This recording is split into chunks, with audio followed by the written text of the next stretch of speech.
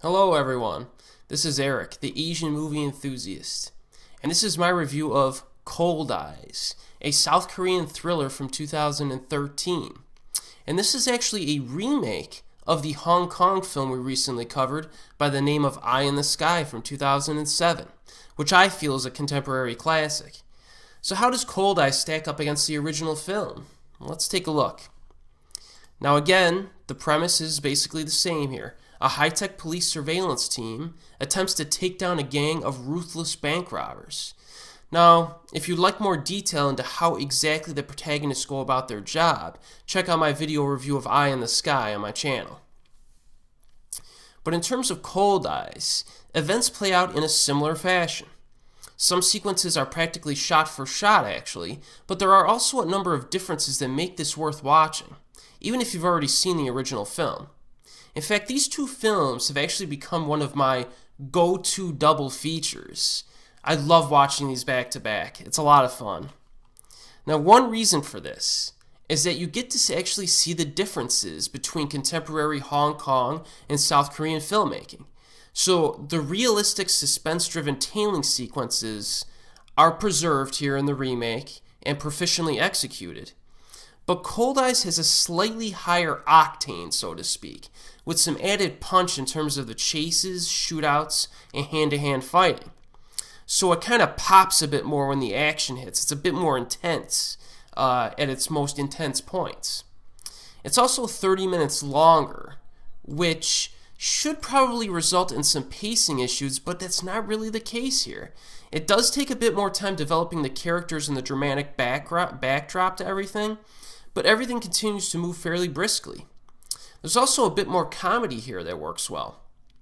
However, that does not necessarily mean that Cold Eyes is a superior film, because I actually do slightly prefer Eye in the Sky, due mostly to the fact that it really sticks the ending. The ending to Cold Eyes is satisfying, but it's more commonplace and a little less poetic for me. So what about the acting in Cold Eyes? Well, it's really good. An actor by the name of Kyung-gu Sol is the lead here. Not a familiar name to you, probably. Not even to me. I actually had to look up his name, even though his face is very familiar. I just couldn't recognize his name. He's been in a bunch of good movies. He was in Peppermint Candy from 2000, Public Enemy from 2002, Oasis from 2002, and No Mercy from 2010. He's a very good actor, and this is probably my favorite role of his. The lead actress is Hyo-joo Han, who is always awesome. She starred in The Beauty Inside from 2015, which I previously reviewed on my channel.